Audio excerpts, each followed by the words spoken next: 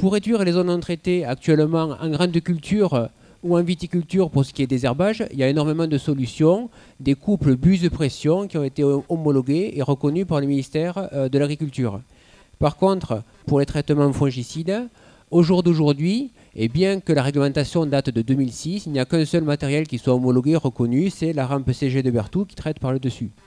Alors, il faut savoir que les instituts ont fait remonter des demandes auprès de la DGL et qu'il y a actuellement des dossiers qui sont partis auprès de tous les constructeurs pour faire reconnaître à dire d'experts des matériels performants pour réduire la dérive. Entendez par matériel performant pour réduire la dérive, c'est tout ce qui est panneau récupérateur équipé de buses à injection d'air et c'est tout ce qui est jet projeté équipé de buses à injection d'air. Donc normalement, rapidement, à courte échéance, on va dire sûrement peut-être courant 2016, ces matériels-là devraient être homologués pour réduire les zones non traitées. Mais à ce jour, c'est le seul matériel qui soit homologué et uniquement pour les vignes dont l'intérêt est inférieur à 1,60 m. Autant dire que jusqu'à maintenant, la gestion des LNT, ça passait surtout par le choix des produits pour le calendrier de traitement. Deuxième arrêté, donc c'était l'arrêté préfectoral du 23 juin 2014 qui encadrait voilà, l'application suite à l'incident qu'il y a eu d'Alblayer des produits phyto aux abords des établissements scolaires. Sachez qu'il y a une note technique qui a été envoyée à tous les préfets de France avec style boîte à outils, avec des solutions pratiques pour essayer de limiter la dérive à proximité des zones sensibles. Et je ne vois pas comment, à moyen terme, on échappera à une réglementation encore plus dure par rapport à l'application des phytos, par rapport aux zones sensibles, mais probablement aussi par rapport aux riverains. Donc maintenant, au-delà de ces aspects qui sont strictement réglementaires, il y a sûrement des solutions pour essayer de mieux vivre avec son voisinage. Donc j'ai essayé de lister ici quelques solutions que j'ai découpées en deux types d'actions, des actions amont et aval, pour essayer d'améliorer la situation ou de réduire la dérive. Donc là, je m'appuie sur ce qui a été réalisé par certaines communes rurales qui font signer aux néo-ruraux qui viennent s'installer à la campagne une charte du bien vivre en milieu rural qui explique un petit peu les contraintes auxquelles ils peuvent être confrontés, par exemple les chantiers de récolte la nuit, des traitements phyto. Voilà. Donc vivre à la campagne, ce n'est pas uniquement le bruit des oiseaux. Donc un homme averti en valant deux, je pense que ça peut être une solution pour désamorcer des conflits. Autre solution, c'est de nouer le dialogue avec les voisins, faire visualiser un témoin non traité en fin de campagne à des voisins qui rouspètent parce qu'on traite. Ça leur permet de comprendre pourquoi on traite aussi souvent. Après, c'est assez simple aussi d'envoyer un mail ou un SMS à un groupe la veille d'un traitement pour les prévenir. Éventuellement, ça évitera d'avoir du linge qui sèche à proximité de la vigne. Ou alors, carrément, mettre en place des dispositifs brise-vent pour essayer d'intercepter la dérive. Alors, des dispositifs, ils peuvent être artificiels ou naturels. Voilà un cas qui est susceptible de poser problème. C'est pas un cas qui est très loin d'ici, c'est en Gironde, et c'est malheureusement pas le seul. Voilà un cas également en Gironde où on voit des haies qui ont été positionnées autour de la vigne avec le séchoir en bas qui est protégé donc de la dérive des produits phyto. Ça peut être une solution dans certains cas. Voilà une école, ça c'est le genre de choses qu'on n'aimerait pas voir. C'est pas très loin non plus. Voilà, avec le panneau attention enfant. On imagine que si on positionnait ne serait-ce qu'une bâche, quelque chose, une bâche ou un plastique, ça permettrait de limiter la quantité de dérive qui va aller se positionner dans la cour d'école. Bon, après, il y a des actions qui sont directes aval sur le matériel de pulvée. Il faut se poser la question, quelle technologie de pulvée lors des premiers traitements? Sur les premiers traitements, on a 2, 3, 4, 5 feuilles étalées, donc peu de surface foliaire pour intercepter la végétation.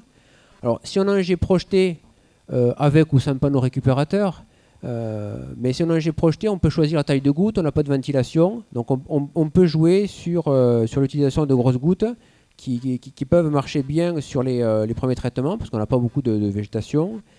Donc on peut limiter la dérive. Si on a un jet porté, on peut réduire la ventilation et jouer sur la taille de goutte. Par contre, si on a une technologie pneumatique, on a quand même beaucoup moins de solutions. On est quand même obligé d'avoir des vitesses d'air importantes, de générer de la fine goutte. Et pour ce qui est de la réduction de la dérive, c'est plus compliqué.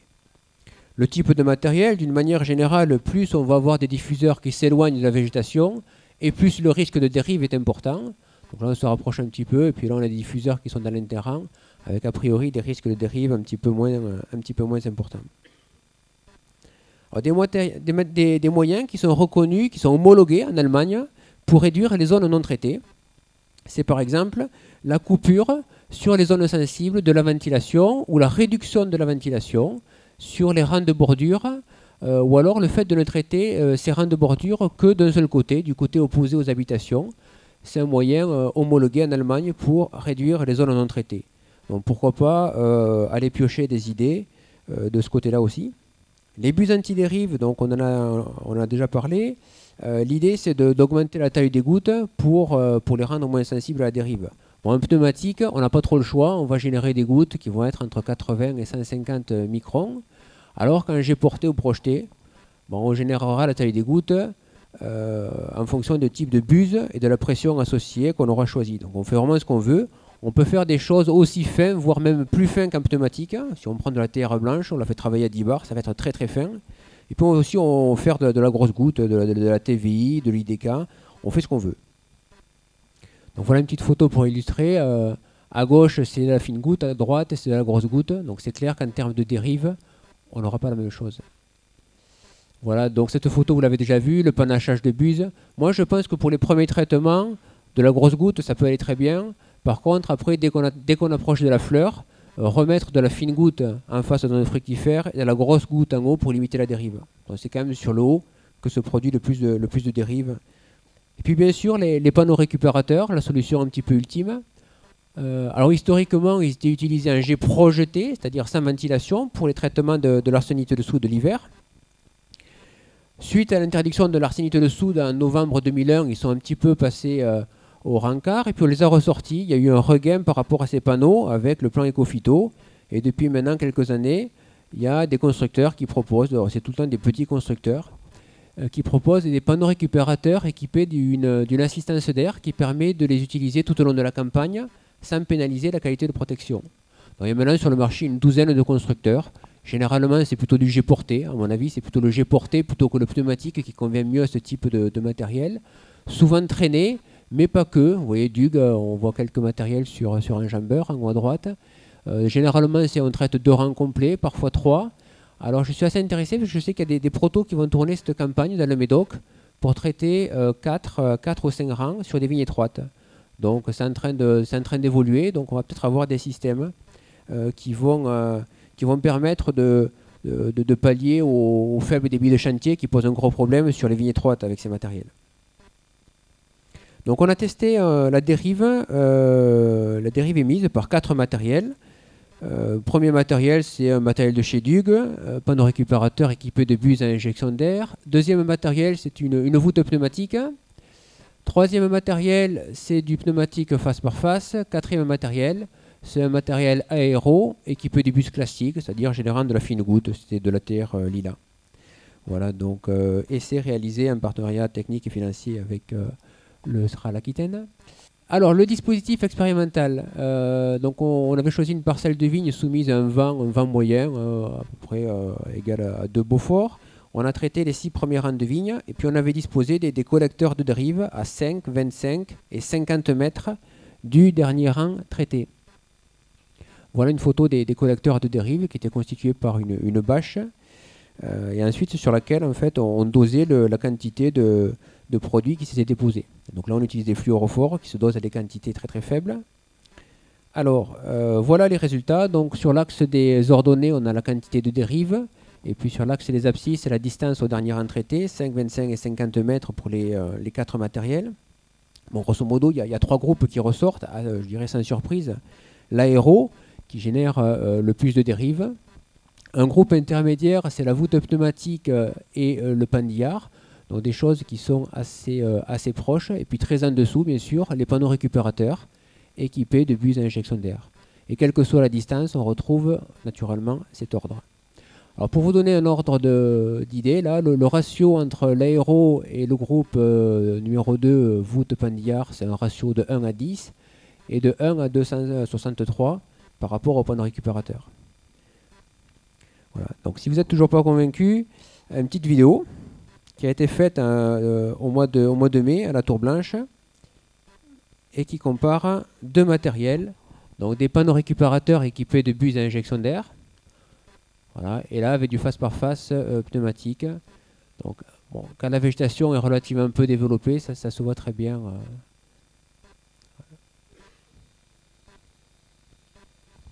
Voilà, donc pour conclure, par rapport à tous ces aspects dérives, vous l'avez vu, il existe un certain nombre de solutions pour réduire la dérive, mais davantage en jet porté qu'en pneumatique. En pneumatique, finalement, on est un peu coincé par la technologie.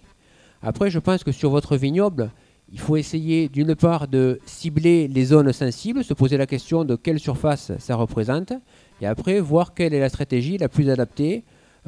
Soit ça peut être sur le matériel, différents types de matériel, sur le produit ou sur d'autres actions comme la mise en place de haies, par exemple. Et concentrer ses efforts en priorité sur ces zones sensibles qui font toujours polémique.